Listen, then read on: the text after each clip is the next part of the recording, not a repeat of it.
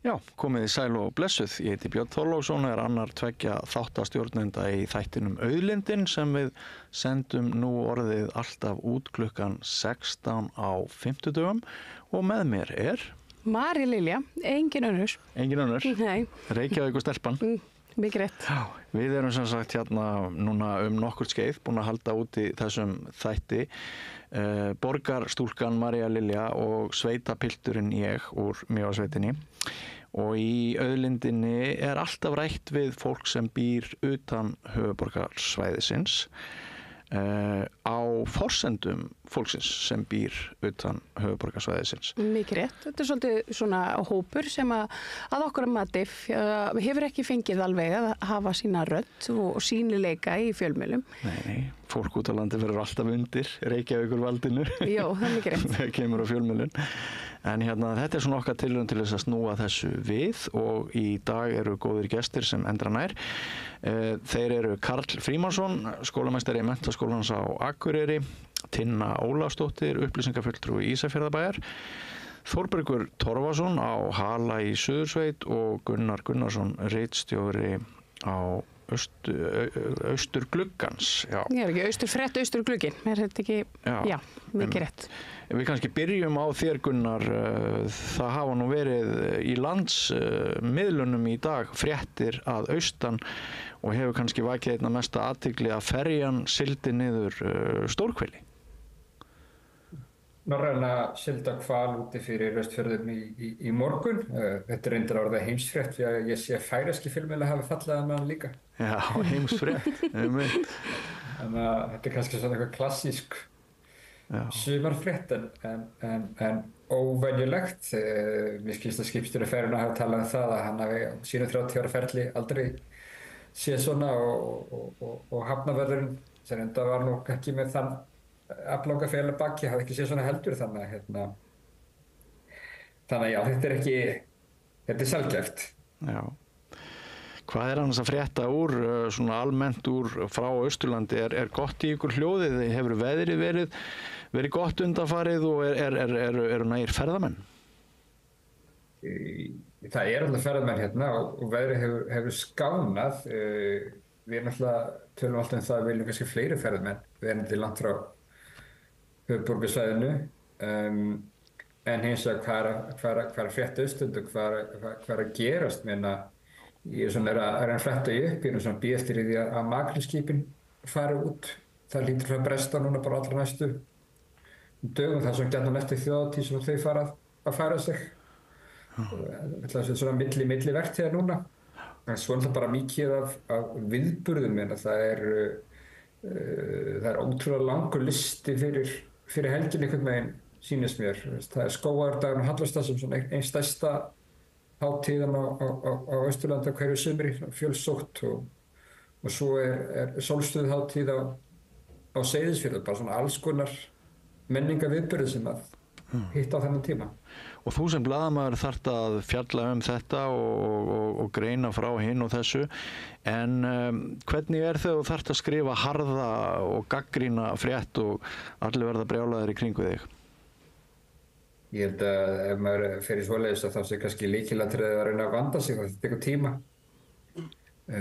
sem kannski verður til þess að þeim fækkar, þannig alltaf ákveðin svona framnefni krafa á okkur, en ég held að það sé lykilatriði að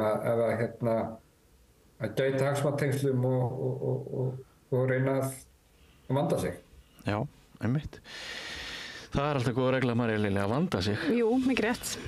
Finnst þér að við höfum dagstælega tíma til að vanda okkur, fjölmiðlafólk sem að mókum klukkutímanum áfram? Löngunin til að vanda sig, hún nú alveg til staðar, en það oft mjög erfitt einmitt í miklum hraða í þessu skrýtna umhverfi sem að fjölmiðlar eru. Já. En Tinna Ólafsdóttir, þú ert stödd á Ísafirði, ekki rétt hjá mér? Þessar? Já, mér skilst að það sé núna að mókast inn af skemmtiferðaskipum til ykkar. Já, tímabilið sannarlega komið í gang. Það var núna bara síðustu helgi svona frekar, við köllum það stóran dag Ég minnir þetta hafi verið eitthvað 6 eða 7.000 farþegar sem komu á 4 skipum, en samtals koma hingað eru bókaðar til okkar í sumar 197 skipakomur á tímabilinu maí til október.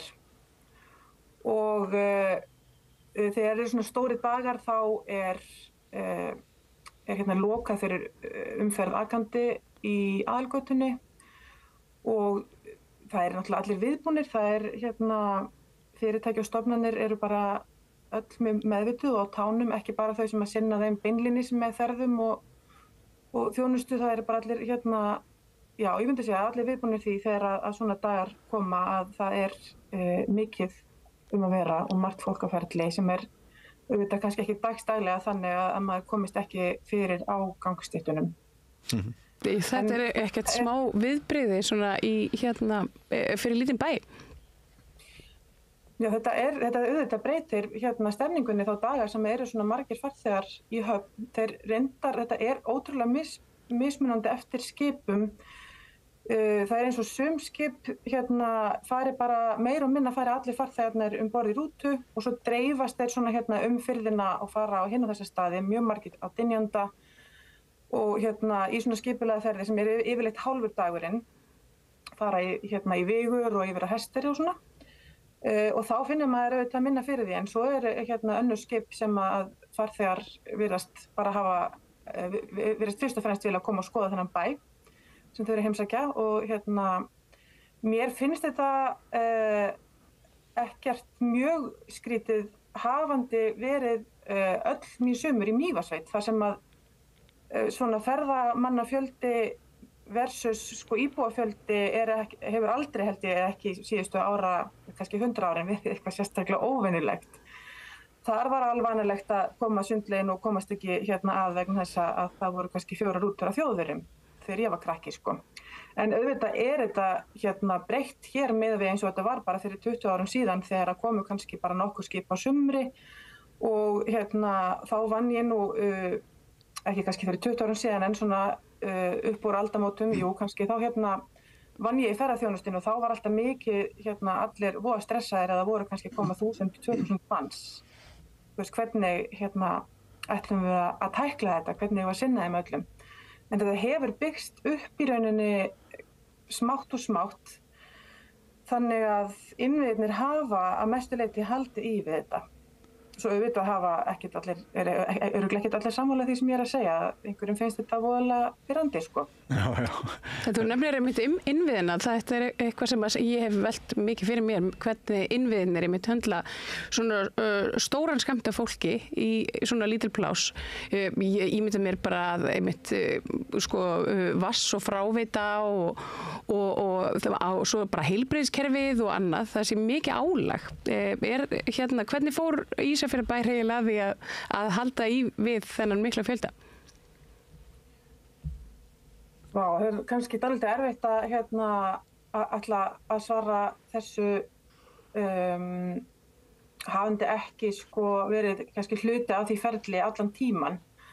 En það er bara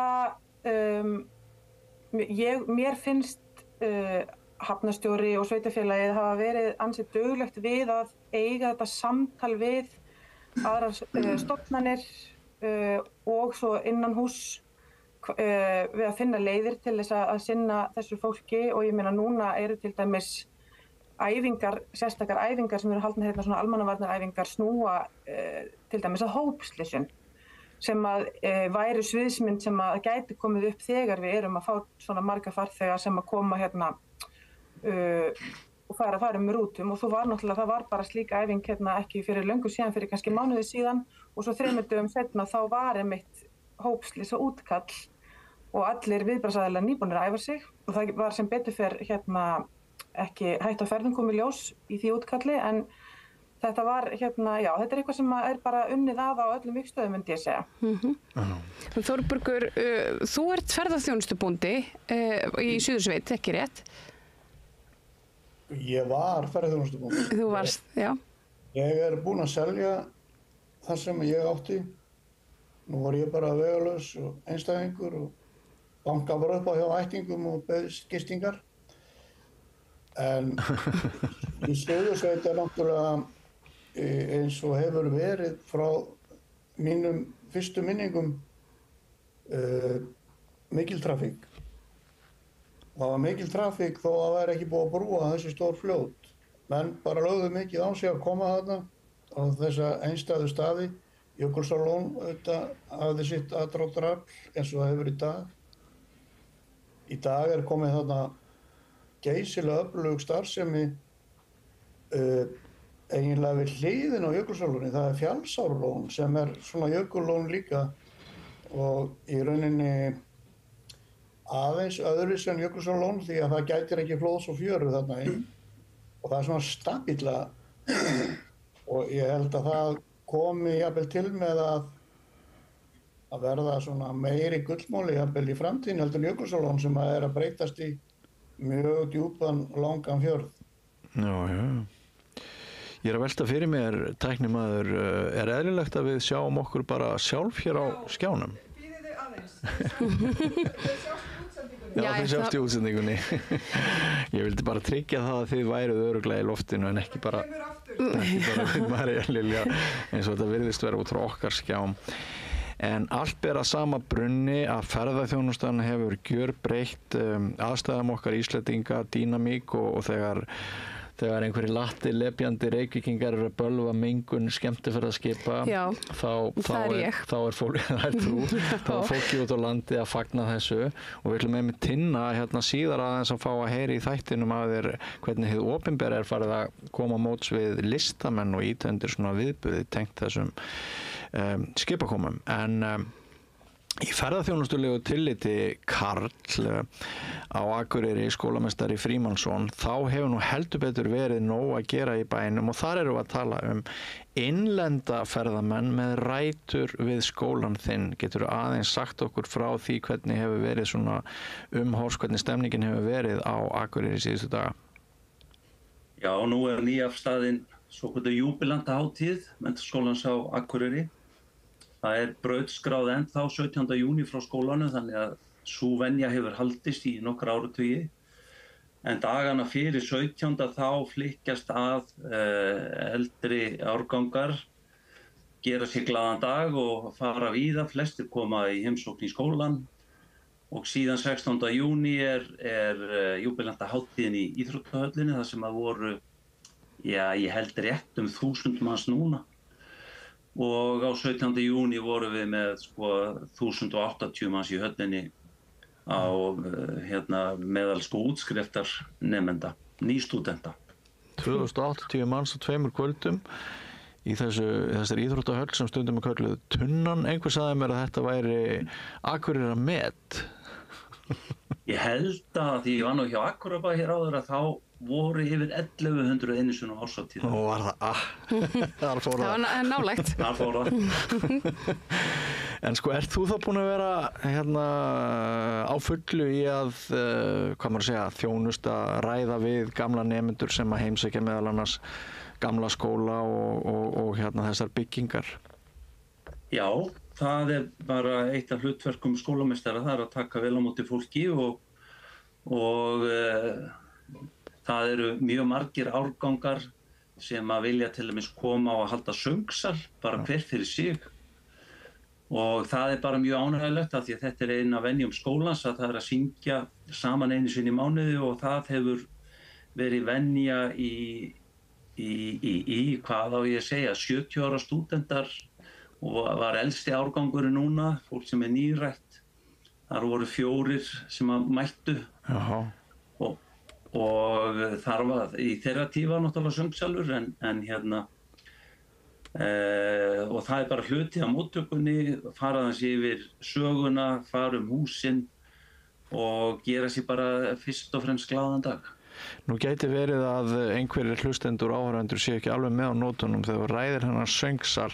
Getur hans farið yfir þetta hugtak, út á hvað gengur söngsalur fyrir nemendur Menntaskólans á Akureyri? Núna gengur þetta út á það að nemendur hringja gömlu bjöllunni og formaður skólafélagsins gengur ganga skólans og hringir og þá koma allir nemendur inn á langagang í gamla skóla og þá eru sungin lög, meðal annars meistari þá Kalli í mínu tilviki. Sefur þú, gefðu okkur söngsal, gefðu okkur söngsal. Þannig að þetta bara eina venjónum og stundum nú djúpt á því að ég segi já, sérstaklega ef það eru fáir nemendur mættir. En svona öllu jöfnu þá þetta einu sinni í mánuði og allir nemendur koma saman og þetta bara mjög gömul hefð sem bara mjög eftirsóknarvert að halda í. Já, maður fær sem sagt frí, maður sleppur við næstu kennslustund á meðan sungið það er helsti ávinningurinn. Já, það bara nákvæmlega þannig. Já, það er fínt að nota tækifæri svona ef að maður eitthvað framlári eða eitthvað svona. Já, þetta samt eiginlega aldrei í fyrstu kennslustundum, það nokkuð, Karl? Nei, það ekki nú orðið, sko, þetta svona í 3. tíma, það nú farið að stilla þetta eins af með að við svona hvað annað í gangi í skólanum en áður fyrir var þetta bara algjörlega frumkvæði formann skólafélags og svo bara hringt og stundum stóð að illa af sér og en það var engrar undankomu auði, þetta var bara svona. En af því María Lilja var svona að gefa kannski í skyn að einhverjir nemendur gætu í undantekningartilvikum verið framlágir á morgnana og þegar ég var í Menntaskólanum á Akureyri þá kom nú fyrir að maður sletti nú úr klaufunum kannski á 5. og mætti timbraðar á föstudagsmorgni. Er þetta ekki allt saman bara búið, Karl? Er ekki hegðun ungmenna í dag miklu betri heldur en til dæmis mín kynslóð minnist? Sko, einfalda svarið sko, jú, þetta hefur breyst í batnaðar. Unga fólkið okkar bara mjög öflugt fólk og sinnir sínu og það stóra myndin í mínum huga og auðvitað gerist það að nemendur koma vel fyrir kallaðir í skólan eftir gleði næturinnar en það þá frekar undantekning ef það þannig. Já, sem mann fannst frekar vera regla. Já, einmitt. En það svo gaman, sko, því að það eru oft alhæfingar ungt fólk, að þetta sé bara ómögulegur aldurshópur og mín reynsla af því að vera skólastjóri í grunn- og framhaldsskóla bara hreint og beint svo að það bara ekki skemmtilegur og betra að vinna með öðrum aldurshópum heldur en sérstaklega úlingum. Og þeir eru framtakssamir, þeir eru hugmyndaríkir og þeir geta verið misduglegir og það allt saman. En í stóru myndinni þá þetta öflugur aldurshópur og ég tala fyrir því að við ættum að hafa trú á ungu fólki. Við eigum að hvetja ungt fólk og við eigum að hafa tiltrú og hjálpa þeim til að axla sína ábyrgð og standa sig í því sem þau eru að gera. Ef þau gera það ekki, hjálpum þeim þá til að gera það. Hvernig Gunnar fyrir austan? Nú hefur við oft velt fyrir okkur með svona aðflutt nýtt fólk í plássum út á landi. Það virðist sem svo að það sé svona orðið kannski svolítið bara svona cool aftur að flytja út á land. Finnið þið fyrir þessu fyrir austan? Það koma alltaf svona tímapunktur sko svona einhvers staðar upp og upp úr COVID sem að varð töluverð aukning ásókn í kannski með fjarvinnu og slíku. Það var allavega fasteignasalandi þeir voru orðnir hættir að mæti vinna að þeir sögðu. Atvinnuástand náttúrulega hefur verið á hérna svæðinu og bara gengið vel þannig að það skapar líka þörf á fólki. En svo sjáum við líka það að okkar samfélag hafa gjörð breyst á síðustu 10-20 árum varðandi fjölda þeirra sem koma erlendis frá. Við sjáum það að við skoðum heldur tölu bara hreinlega ansvísu að það eru erlendir ríkisborgarar sem ber upp í fólksfjölgun í landinu. Og Austurland ekkert undir frá því, nema síður sé. Nei, og við hefum svo sem spurt að þessu áður hér en finnið þið fyrir þessu? Það hafa verið mótmæli í höfuðborginni gegn nýjum Íslendingum. Hér eigi að loka landamærum, það fylgi þessu fólki, svona innan gæsalappa, svo ofboðslega mikil vandamál og fjölmenning sé af hinu slæma. Er þetta svona svipað og að eiga sér stað í ykkar plásum eða er það þvert á móti? Er fólki tekið fagnandi? Ég held að þessi hvorki já eða nei spurning. Ég held að finnir þessar kreðsur allstaðar. Við erum ekki að horfa upp á fjöldamótmæli. Ég held að almennt sé að þannig bæði hér og í Reykjavík að nýju fólki sé tekið fagnandi. Ég fékk til dæmis á skemmtilegan bíltúr Seyðisfjörð síðustu viku. Það getur líka aðeins verið misjafnt milli samfélaga. Á Seyðisfjörði mikið kraftmiklu fólki. Þar er fólk, þess að segir nýir Íslendingar að koma undir þessi atvinnustarfsemi. Þetta var opnað bakari bara núna í byrjun júní, mjög flott. Og þessi ágæta manneskja sem fór með bæinn var að sýna við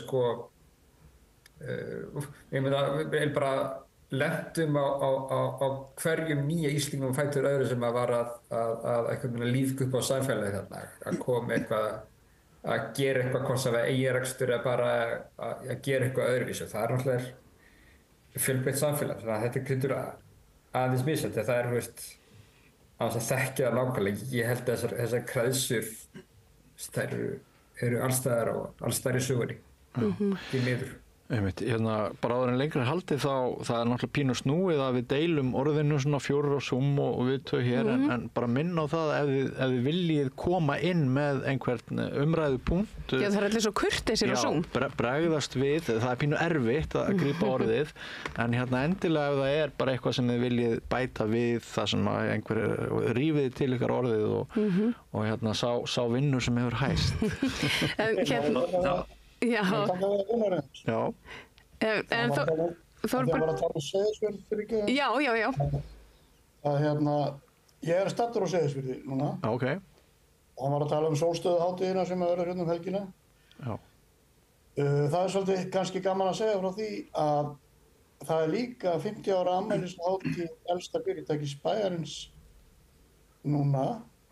Verður haldið upp á það núna á laugardaginn. Og það er farfuglaheimilið hérna Hafaldan sem tók til starfa, ég held ég sé ekki að bulla með það tók til starfa í tengslum við fyrstu komu hérna Smyrils 1975. Já, mikið undir. Það haldið upp á þetta núna á sólstöðuhátíðinni og hérna. Einmitt. Og Seyðisfjörður er náttúrulega mjög sérkennandi fyrir fjölþjóðasamfélag og að vera það mjög lengi. Bara svona að reynda að skuta það. Já. Mér fannst orð Guðna TH á 17. júní á Hrafnseyri vera eiginlega bara orð sem við ættum að skoða betur. Það er að segja að hann segir að blessunarlega er svo hugmynd og tálsinn horfin að ein þjóð skuli vera eins þjóð. Já, einmitt. Og ef við höfum bara nógu mikið sjálfstraust þá þolir samfélagið fjölbreytni. Já, Guðni stígur mjög fast til jarðar með þessari yfirlýsingu í raun. Já, hann gerir það. Ég var eiginlega mjög glaður að sjá þetta. Já, þetta er þörf umræða en af því að það er verið að ræða sólstöðuhátíðir og lengstan dag hér framundan, þá er nú kannski gaman að kanna það hvort til dæmis þið á Ísafirði stendur eitthvað til hjá ykkur vegna þeirra tímamóta núna framundan. Ég get sagt frá einn af mínum uppáhaldshátíðum sem er akkurat í gangi núna á Ísafirði sem heitir Við djúpið og er kammertónlistarhátíð sem á sér langa sögu, tók sér smá pásu en er núna er komin af stað á ný og er búin að vera undanfarin ár og hún hefur alltaf verið á þessum tíma. Og þetta núna er hátíðin frá 17. til 25. júní og í mínum huga eru sumarsólstöður eitthvað sem er svo einstakt að upplifa á sama tíma og maður fær að sækja viðburði þar sem að koma kemur tónlistarfólk frá öllum heimshornum og flytur tónlist hér. Þau eru líka með námskeið fyrir tónlistarnemendur og svo leikjanámskeið, tónlistarleikjanámskeið fyrir krakka og svo hafa fléttast inn í þetta allskyns svona hliðarviðburðir sem að eru kannski aðgengilegri. Það ég veit að það eru kannski ekki allir sem að eru spenntir fyrir að fara á marga kammer tónleika í röð, þar sem að þó að það sé ekki alltaf klassísk tónlist, það líka nútíma tónlist en dagskráin þú veist, það inn í henni eru líka núna til dæmis hliðarviðburðurinn Jómfrúarjazzinn sem að verður bara hreinlega færður frá Reykjavík til Ísafjarðar á laugardaginn. Þannig að það yðar alltaf músík? Já, og þeir sem að koma hingað fá yfirleitt þá mínútusólina náttúrulega bara beint í æð. Það alveg lagt upp úr því að leyfa þeim að njóta hennar. Gjarnan ferðu upp á Bolafjall á lengsta degi ársins til þess að sjá sólina ekki setjast. Hvað að frétta útsýnispallinum á Bolafjalli? Já, hann er. Hann er? Já, mér skilst að það var sko hægt að opna upp á hann óvenju snemma í ár vegna þess að það voraði svo snemma. Og þangað, þetta svona skyldustopp held ég hjá flestum ferðamönnum sem að koma hingað, allavega þeir sem að koma hingað sjálfir á bíl. Það já, og síðast þegar ég vissi þá var nú bara verið að vinna í að laga veginn almennilega og að það snjóþungt þarna þessi vegur og þess vegna opnar hann, þess vegna hann ekki opna allt árið til dæmis. En þetta ótrúlegur staður. Já, mér sagt... Þannig sér maður svo ótrúlega flott sjónarhorni yfir á Hornstrandir og Endjúpið og... Mér sagt að bara þessi pallur einn og sér getur verið ástæða fyrir okkur sem erum hér í fásinninu á höfuðborgarsvæðinu flesta daga ársins til þess að keyra vestur. En ef við myndum ákveða það við María Lilja að skella okkur vestur í kvöld, hvernig eru vegirnir? Já, hvenær keyrði ég síðast? Ég keyrði síðast á milli í maí. Þá voru þið bara fínir, sko. Já. Það dálítið skemmtilegt eftir að hafa keyrt sömu leiðina til þess að komast af fjórðungnum árabil. Þá við heimafólk held ég flest farin að velja svo kallaða suðurleið, að fara yfir Dynjandisheiði og keyra suðurfirðina áleiðis hvort sem maður að fara norður eða til Reykjavíkur. Og jú, það var örugglega eitthvað vesen einhvers staðar. En ég hef bara hreinlega ekki heyrt neitt kvartað undanfarið sem hlýtur af því að þeir séu í fínu standi. Það sem þetta breyting með þessari nýju innan gæsalappa leið að þá erum við aftur farin að fá stuttakafla sem eru ómalbikaðir. Það sem maður var alveg búinn að gleyma eftir að djúpleiðin hafði verið malbikuð fyrir mörgum árum síðan. En þeir eru bæði stuttir og svo þeir ekkert slæmir, sko. Þannig að það bara svona skemmtileg nostalgía í því, finnst mér. Það myndist einhver á atvinnumál í svona byggðarlögum og það komast við eiginlega ekki hjá því að spyrja veiðigjalda frumvarpið sem að sumir vilja meina eigi eftir að hafa gríðarlega áhrif á atvinnumál út á landi en önnur umræða hófst í þinginu í morgun. Hvernig, Þórbergur, þú ert sjómaður fyrrum og hvernig leggst þetta svona í þig? Þetta leggst nú bara þokkalega í mig. Ég held að þetta komi nú til með að bera einhvern árangur. Þetta frumvarp Heldurðu þau náið þessu í gegn svona fyrir sumarlok? Já, það náttúrulega bara vilji allt sem þarf, held ég, í því. Maður tekur eftir því sko í umræðum hjá stjórnarandstöðun og Alþingi að hún talar alltaf eins og landsbyggðin sé að tapa þessu máli. Eru þið viðmælendur sammála því eða? Þetta náttúrulega algjört bull, sko. Það í rauninni ekkert verið að tapa neinu. Það enginn að tapa neinu. Það getur vel verið að arðgreiðslur stórútgerðarinnar lækki eitthvað en það bara tímabundið. Já. Hér fyrir vestan hefur verið mikill hiti í mörgum. Pólitíkin hefur sendt frá sér skýr skilaboð til Það er að segja bæjarstjórn Ísafjarðarbæjar til dæmis hefur sendt skýrskilaboð hérna inn á Alþingi og Vestfjarðastofa sömuleiðis og nú sá ég það er hún Kristrún Frostadóttir og Arna Lóra þingmaður okkar eru með opinn fund sem er núna bara að hefjast akkurat núna 4:30 í Edinborgarhúsinu og mér sýndist svona á samfélagsmiðlum að það yrði bara fjölmenni sem ætlaði að mæta þangað fyrst og fremst til þess að ræða þetta mál. Og nær þetta þá út fyrir miðflokkin, Framsóknarflokkin og Sjálfstæðisflokkin sem eru í minnihluta? Já, ég náttúrulega veit ekki hvað allir kjósa sem að hafa talað þetta eða hvaða flokkum þeir tilheyra endilega en hér er fólk auðvitað fyrst og fremst að hugsa þetta út frá fyrirtækjunum á svæðinu og hvaða áhrif þetta getur mögulega haft á þau. Þannig að það hafa flestir sterkar skoðanir. Ég kemst ekki á fundina því ég er hér og ég hlakka bara til að heyra frá þeim sem er að skella sér að vita hvernig umræðarnar verða. Þakka þér fyrir að forgangsraða þannig að við njótum kraftaðina. Já, mér finnst þetta alveg rétt forgangsröðun. En hvernig er þetta fyrir Austan Gunnar? Þið fylgist væntanlega grannt með, ég ímynda mér að þú ert að fylgjast með þinginu núna, þú ert að skila, er það ekki blaði? Ég er ekki að skila blaði, ég er bara alltaf að skila einhverju. Ég er ekkert sérstaklega fylgst með þinginu, þetta er bara stór og mikil umræða og langt fram til nóttu og svo framvegis, þannig að það er þetta ná utanum.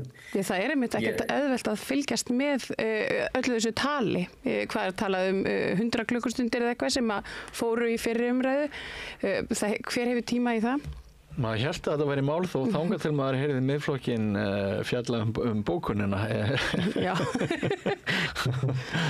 En hvað sem líður það er kannski svona, þetta skiptist kannski milli staða, menn að ég held að ég hef ekki séð, það er búin að verða eitthvað breytingar á útreikningunum og forsendunum á gjaldinu milli umræðina.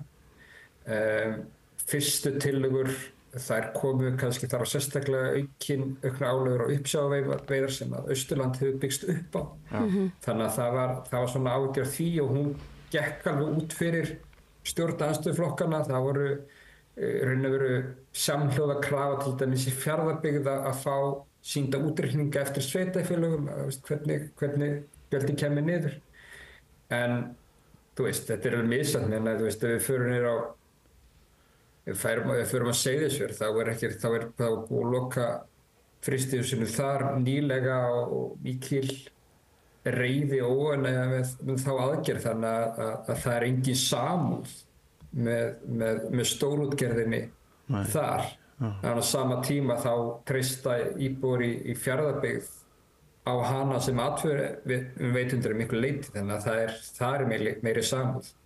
Vopnafirði, þar ertu nánast bara með eitt fyrirtæki sem er ekki búið sem er að fresta nú 2 í röð eftir loðnubrestur sem enn frekar þetta að framkvæmda sem myndi kannski svona frekar festa fyrirtækið í sessi á staðnum. Ég hef alveg heyrt áhyggjuraddir það að sem ganga þetta flokka, þannig að þetta er ekkert, þetta er bara svo margt annað í lífinu, ekkert einfalt. Þegar ég var lítill drengur á Hala í Suðursveit voru sagðar ótal draugasögur við eldhúsborðið á Hala. Og ég var náttúrulega myrkræddari heldur en allt sem myrkrætt getur orðið. En þetta rjátlaðist nú að mér með aldrinum. Það sama verður þetta veiðigjald, þetta rugl, þetta rjátlasta fólki. Ég held að það hljóta öllum að vera ljóst að sveitarfélögin, þau get ekki tapað á þessu. Útsvarsgreiðslur útgerðana, útsvarsgreiðslur sjómannanna hækka, þeir hækki launum. Hafnarsjóður bólgnar út. Ég meina á hverju tapa sveitarfélögin. Getur eitthvað bent á það? Mér finnst þetta svo mikil della og það er búið að ræða fólk svo rosalega að meira sé vestur á Ísafirði, þar sem aldrei hefur sést draugur, þar mæta allir. Skít myrkræddir. Þú talar eins og upplýsingafulltrúi ríkisstjórnarinnar núna. Ég er nú ekki í þeim flokkum samt, en eins og þú veist. Ég finnst þetta svo mikil fjarstæða, þessi málflutningu, það er engin rök. sem fylgja málflutningum, bara engin. Ég má kannski aðeins svona svara ákveðnum eða svona aðeins grípa þetta, þú veist, ég held að sé ákveðið sko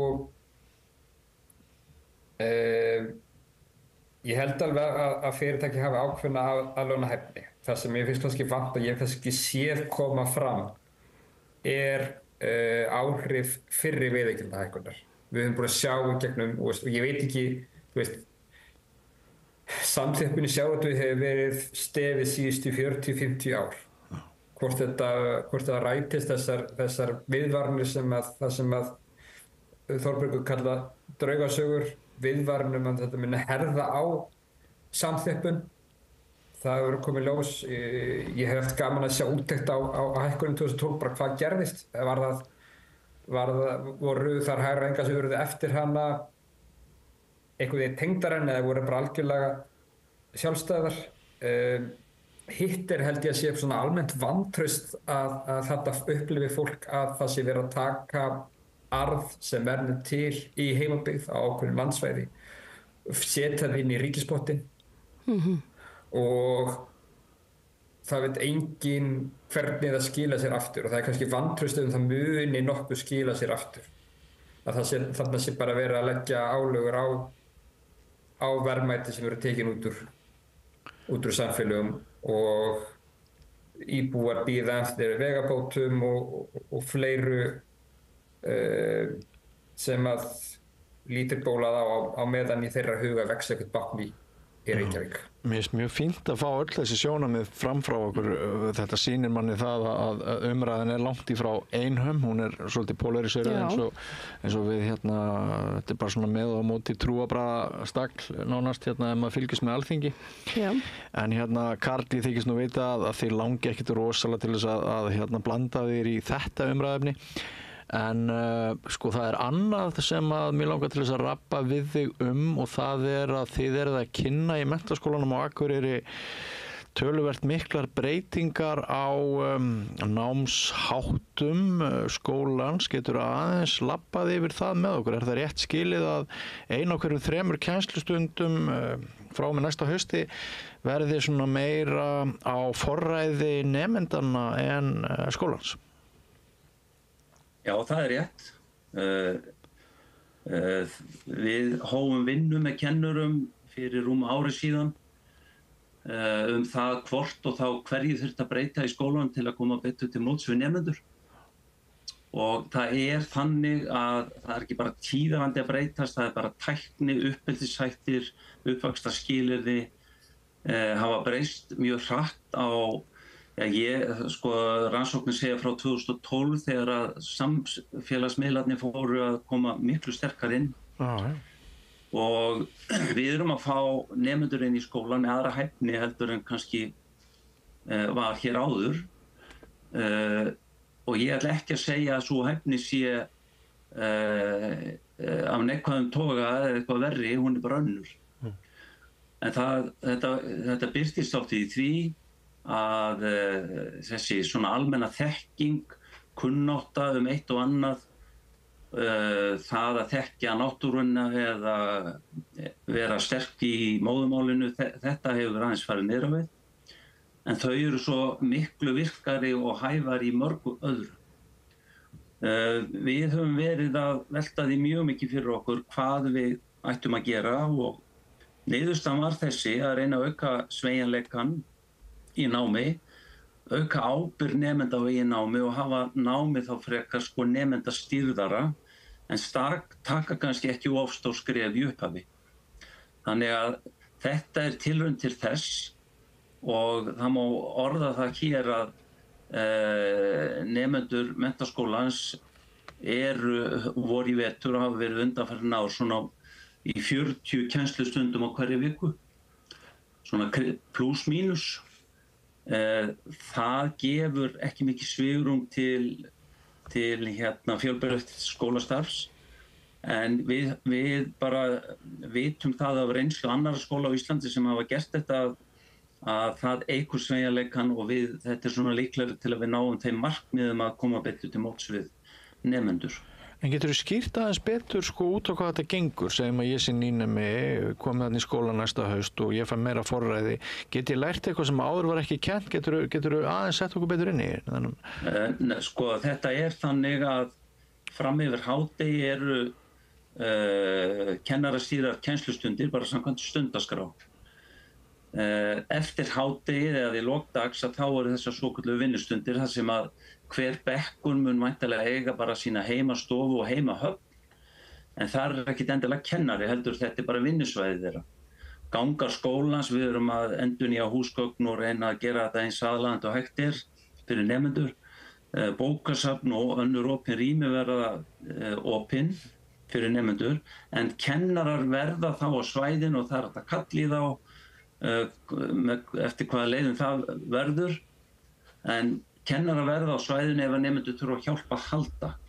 Í upphafi hverja viku þá munu allir nemendur gera sér áætlun, þannig að við erum að hjálpa þeim og við erum að hvetja þau til að taka ríkari ábyrgð á eigin námi. Já, þeir eru fundist mötunin of mikil, miðstýringin of mikil og ekki mæta alveg kröfum samtímans. Sko, OECD, það búið að segja nokkuð lengi að þetta ætti að vera áherslan í skólastarfi á Vesturlöndum eða innan OECD-ríkjanna, að auka áherslu á nemendastýrt nám, nota upplýsingatækni eins mikið og hægt af því að sko rétt notuð upplýsingatækni bæti menntun á meðan röng notkun rýrir hana. Þannig að þetta í takti við þá stefnumörkun sem alþjóðastofnanir eru að tala fyrir.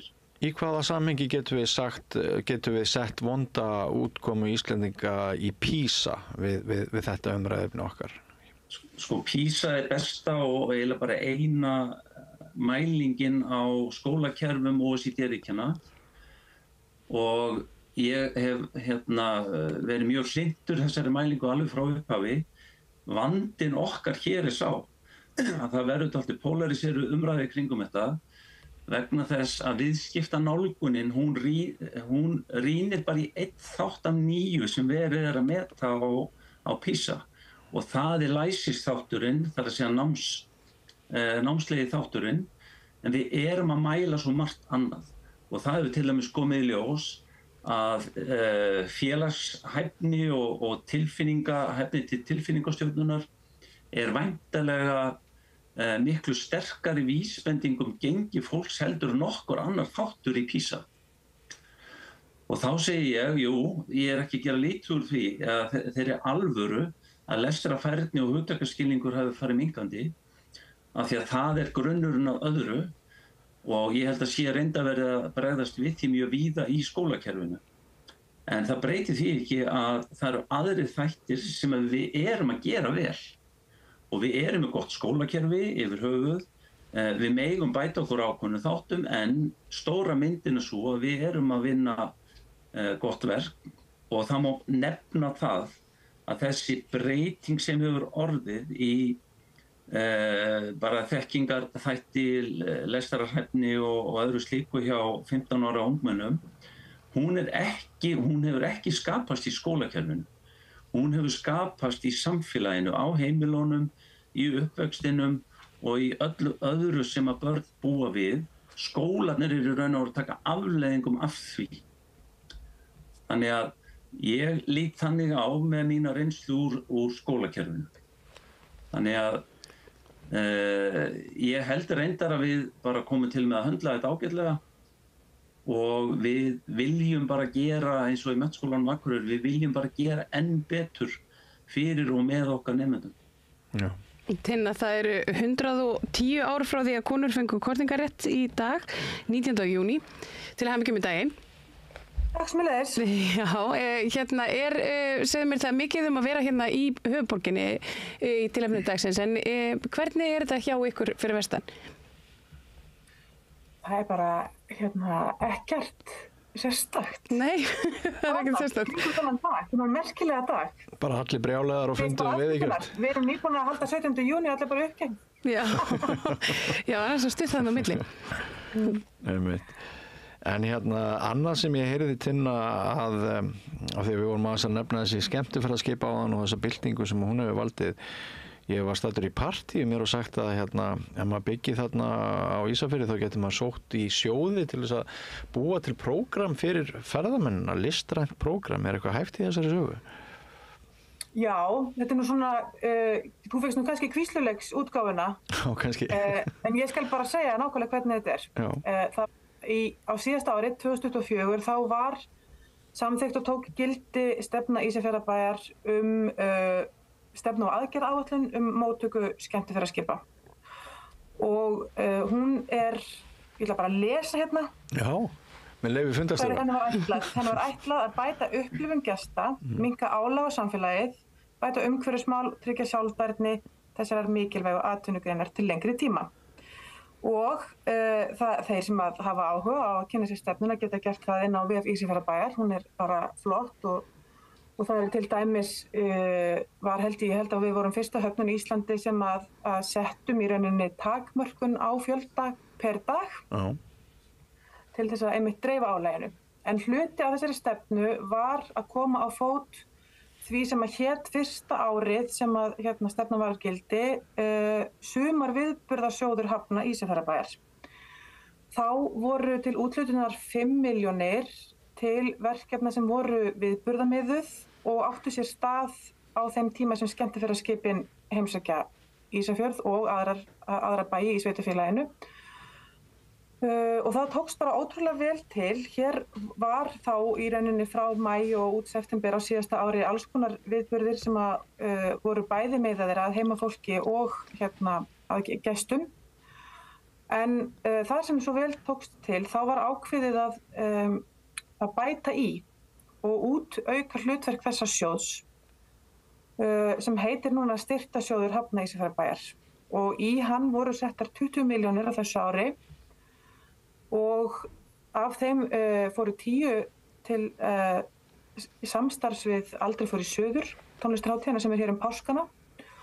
Og 2 fóru í vinnu við gerð útilistaverks, en 8 fóru í þennan sjóð sem nú skiptist í 3.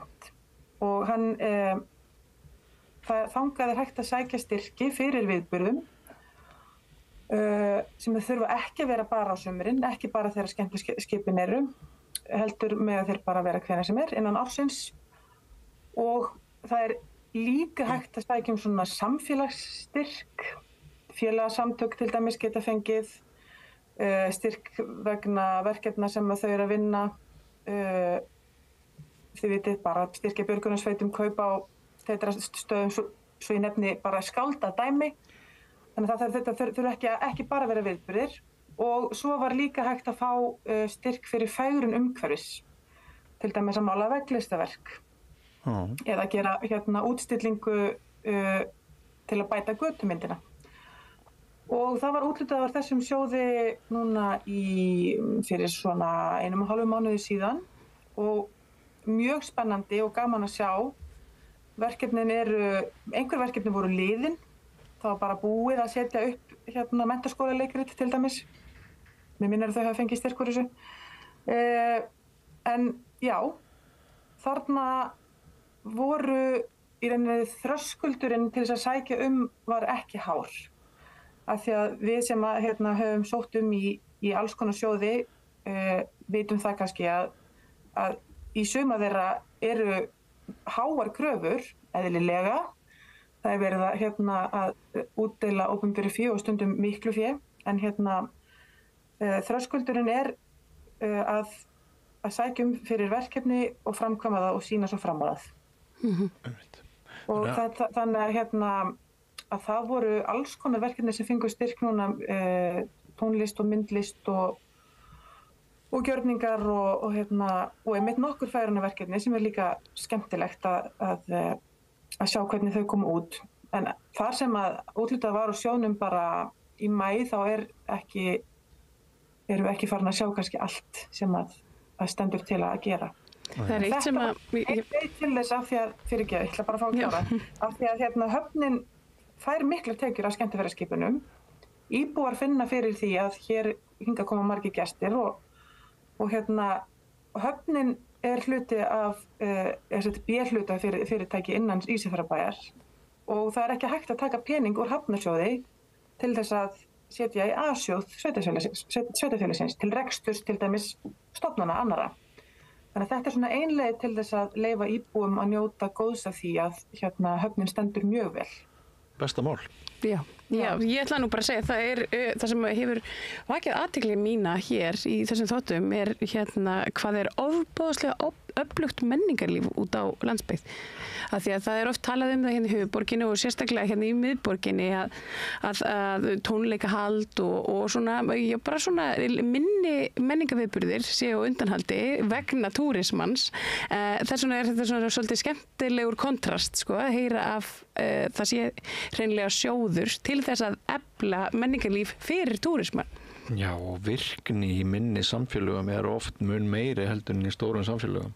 Ef þú flytur á einhvern fámennan stað þá ertu komin í kirkjugórin, þú ert komin í hinn og þessa klúbba, það saga margra sem búið út á landi að það hefur aldrei verið meira að gera og aldrei verið meiri félagslegri virkni heldur en oft það sem fólk miklu færra. Já, það meira stuð. Já, það getur verið. Svo má líka benda á það að það bara samkvæmt okkar rannsóknum ferðamenn og í ferðamennskunni þá vitað að ferðamenn vilja upplifa og jafnvel taka þátt í einhverju ósvikinni menningu sem sem hefur mikið gildi fyrir okkur sjálf en ekki endilega sett upp með sérstökum hætti. Það bara hluti af því að efla ferðamennskuna á landsbyggðinni. Við verðum að gera þetta. Þú ert að segja, við viljum gera þetta. Þú ert að segja lundabúðirnar að fram á Laugaveginn með öllum lundabúðum. Já, sem kaupa sér inn í svona hálfgert Legoland. Sé ekki alvöru menning. Ekki frá vinstu hjartarótum. Nei, ég get keypt það á netinu, sko. Akkurat. Þetta eru góði punktar. Eru þið sammála því sem að María Lilja var að ræða hérna áðan að sko, við höfum nefnt það í fyrri þáttum að það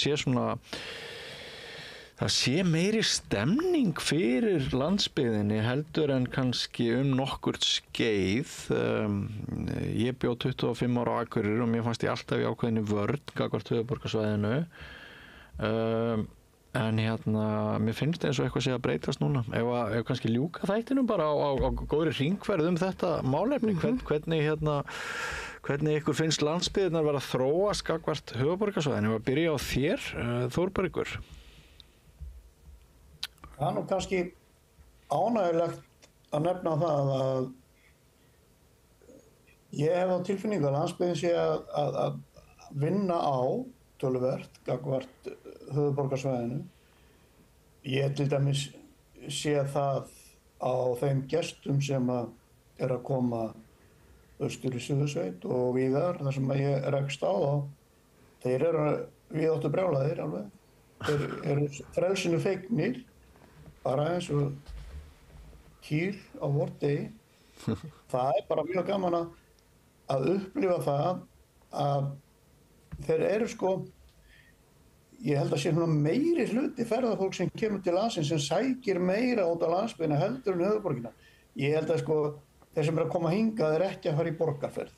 Þeir að fara í náttúruferð, náttúruskoðun og þess áttar upplifun, sérstaklega verður maður auðvitað var við það yfir vetrartímann þar sem að norðurljósin eru náttúrulega þeirra kannski svona það kannski má segja að þeir séu að bíða eftir í að geta séð norðurljósin en samt sko en nú veðráttan þannig oft að það ekki heiðskýr himinn og þeir láta sér samt hafa það og eru bara kátir og gleðjast og hlakkar ekkert til þess að fara allir Reykjavíkur. Nei, en þannig erum við að tala mennsku en okkur finnst líka sko bara fólk sem fætt á Íslandi að það sé svona meiri fýsileiki eða hreyfanleiki að við séum sjálf opnari fyrir fleiri bústuvalkostum heldur en eru áður. Tengirðu við það, Þórbergur? Ég átta mig ekki alveg á því sko. Nei. Það nú bara í ferðaþjónustunni sem að hefur sko verið svona aðal driffjöðurinn út á landi. Þetta byggt svo mikið á erlendu vinnuafli. Það ekki mjög gott átt að sjá því. En þeir sem að eru í rekstri út á landi, þeir eru náttúrulega niðurnjörvaðir á sínum eignum, á sínum jörðum, á sínum gistihúsum og svo framvegis. Þeir náttúrulega bara eru þarna og eru ekki að fara neitt. En mér finnst kannski, það er fjölgun í sveitarfélögum út allt land. Ég held að ég sé ekki að bulla neitt með það. Og það ég sá nú einhverja tölu að það væri svona svipuð fjölgun í öllum sveitarfélögum og að höfuðborginni með Tallinni. Ég sá einhverja tölu bara daginn það. Já, þetta hefur jafnast. En hérna Þórbergur, áður en við sleppum þér, það eru örugglega einhverjir sem er að horfa á þig núna að hlusta og spyrja, er hann eitthvað skyldur skáldinu? Nei, hann var skyldur mér. Þetta er sko þannig að Þórbergur Þórðarsson fæddist á Hala 1888. Ég fæddist á Hala 1954 á afmælistegi Þórbergs. Þá er orðin svo mikil barnamergð að foreldrar mínir eru komin í algjörlega vandræði með nöfn. Og þau lögðu það á mínar herðar að bera þetta nafn. Í dag er ég afskaplega ánægður með það, en þetta var erfitt. Þetta var erfitt nafn að bera þegar ég var krakki og unglingur. Það var allir að bíða eftir að þú myndir mæla einhverja snilda munni fram. Kallinn var umdeltur eins og allir vita. Sko. Hann var náttúrulega, hann hafði mjög ríka skoðanir og var ekkert að liggja á þeim. Hann var nú dæmdur fyrir sumar þeirra. Og hérna, ég kannski litið á mig kannski sem arfbera nokkurs konar sem ég er sjálfsögðu. Ég er mjög mikið sömu skoðunar og hann. Þú kannt að rífa kjátt á internetinu, hef ég tekið eftir líka? Nei, alls ekki. Ég er mjög hafðisku. Ég er mikið félagshyggjutröll og hérna, það var hann líka, en hann var nú mikið sérvitrari heldur en ég. Enda sko... Þú ert ekki í múlersæfingunum í fjörunni? Nei, ég spila bara bridge. Já, sem er til mikilla fyrirmyndar. Þakka þér fyrir að koma þeirri glæsilegu hugar í þróttar. Já, Björn er ánægður með það. En hvað en ef við förum austur, Gunnar, hérna, að þú segir náttúrulega bendir á og eins og Þórbergur og kom líka fram áðan frá Ísafirði að erlent vinnuafl er jú uppistaðan í hérna tannhjólum út á landi víða en svona þótt ekki sinnum að bara svona andlega finnst þér við hafa rétt fyrir okkur við María þegar við tölum að stemningin sé jákvæðari gagnvart landsbyggðunum heldur en sko í samanburði við höfuðborgarsvæðið heldur en áður? Já, ég get alveg trúað því. Ég get trúað sér svona meiri út á landi sem meira cool heldur en kannski 1990 til 2010 eða eitthvað slíkt. Og hérna ég held að sé bara eitthvað sem er að gerast svolítið á heimsvísu. Við sjáum víða fólk flytja úr stórborgunum út í úthverfi dreifbýli og það er kannski tvennt sem við höfum gert þetta verkum. Í fyrsta lagi hátt húsnæðisverð í borgunum, í öðru lagi möguleikar fjarvinnu og í þriðja lagi að þetta er kannski orðið meira töff heldur að var. Einmitt. Og er fasteignaverð á uppleið á þínum heimaslóðum? Fasteignagjöldið allavega hækka. Einmitt. Hvernig, á Akureyri, Karl, hefur líka verið töluverð fjölgun núna upp á síðkastið og þar er nú bara heilmikil blómi, má ekki segja það? Jú, ég held það nú, en fjölgun hefur verið svona 0,5% á ári núna, undanfarin ár. En sko, mér langar að nefna sérstaklega ég var fræðslustjóri hjá Akureyrarbæ til 2022 og þá fylgdust við mjög vel með íbúaskrá. Og þó þessi fólksfjölgun þá er fækkun í hópi barna. Og frá árinu 2019 til 2026 þá mun fækka í grunnskólum Akureyrarbæjar 400 börn. Það er ekkert annað. Nei, það er nú áhyggjuefni. Þetta er mjög drjúgt og við munum finna fyrir þessi í framhaldsskólanum að sjálfsögðu. Við erum með 65% nemandi í menntaskólanum komum frá Akureyri. þó að 95% koma frá svæðinu frá Djúpavogi að Akranesi maður fyrir norður fyrir. En sko málið með sko byggðaumfjöllun og það allt saman, sko atvinna er undirstaða byggðar og það er ekki hægt að horfa fram hjá því. Hérna á Akureyri það er atvinna, það er öflugt menningarlíf, hér höfum við nánast alltaf öllu enda verið að undirbúa breytt hlutverk Akureyrarbæjar sem þá með höfuðborgarhlutverk. Þannig að því leyti erum við held ég bara á flugi hérna á Akureyri, nema þá vegna þess að börnum fækkar. Já, þetta er áhugavert. Ég ákvæmt fyrir sveitarfélagi að þurfi ekki að byggja grunnskóla en það er ekki jákvætt. Nei.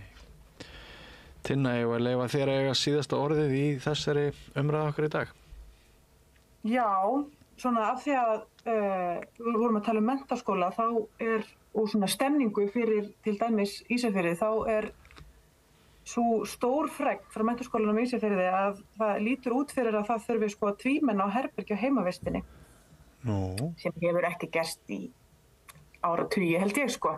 Já.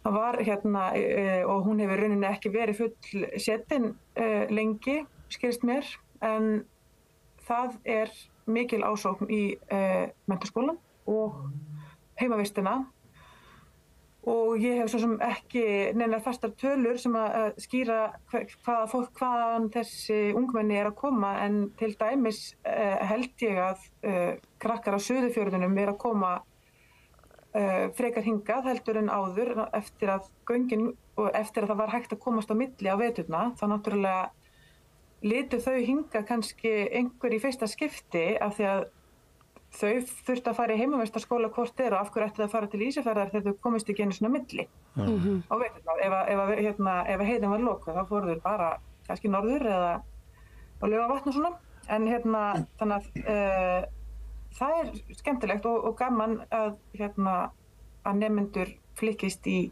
minn gamla menntaskóla. En svo, já, svona varðandi almenna stemningu gagnvart landsbyggðinni, jú, það ekki bara, ég reyndar alltaf svo montinn og þú veist, aldrei eitthvað að vera með eitthvað minnimáttakennd yfir mínum landsbyggðar bakgrunni. Nei, en það eru mývesk gen í þínum blóði. Já, það er allir mývetningar svona mótnir, eins og þú Björn. Afsakið, erum við að klippa þetta tegnum? Þá má nú segja eina vísu, Björn, sko, sem svona á hverju þekkist Þingeyingur, þörf ekki á neinum leitum. Hann veit allt sem enginn veit upp á sína 10 fingur. Það er gott.